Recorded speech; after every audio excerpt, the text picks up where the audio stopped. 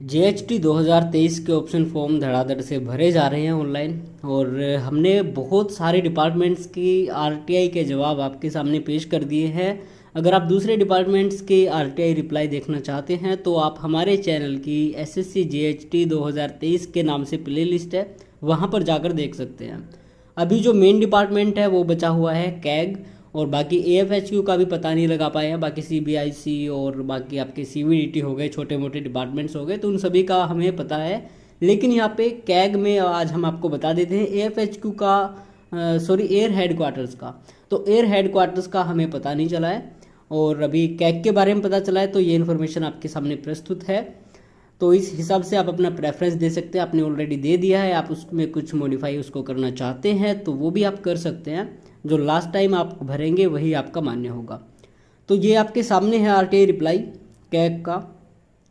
तो इन्होंने 24 वैकेंसी भेजी है 2023 में।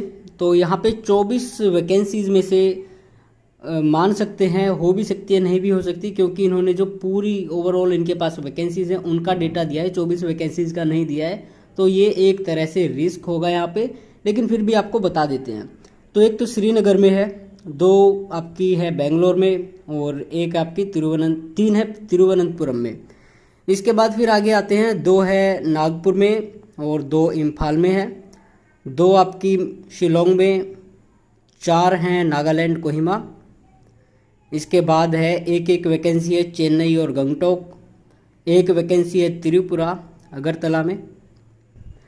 आगे फिर है छत्तीसगढ़ में 1 वैकेंसी है, उत्तराखंड में 2 है, गुवाहाटी में 1 है, पटना में 1 है, और 2 अहमदाबाद में है, 1 राजकोट में है, और आगे बताते हैं कि 2 तिरुवनंतपुरम में है। तो इनके अलग अलग ऑफिस है।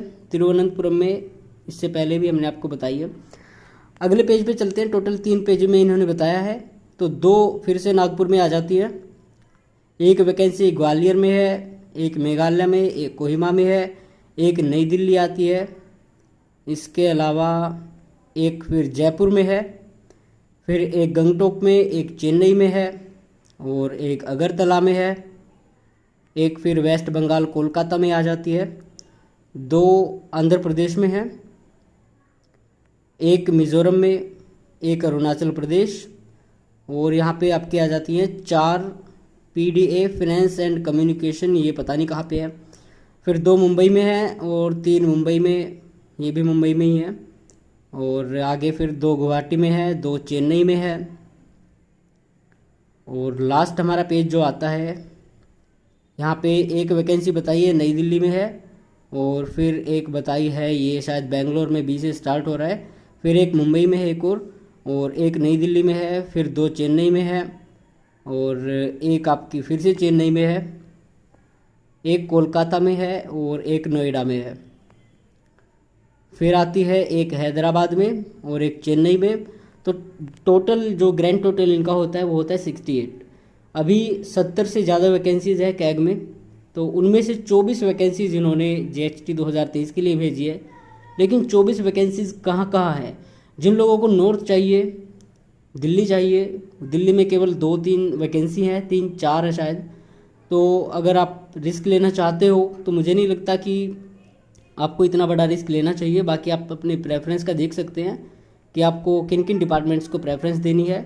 और ऑल इंडिया ही आप देख सकते हैं, यहाँ पे मुंबई में, नागपुर में, और ये आपका चेन्नई में ज़्यादातर वैकेंसीज़ है। बाकी ऑल इंडिया है, और हर 5 साल में यहाँ पे ट्रांसफ़र होता रहता है। बाकी मेन तो होता है सिलेक्शन।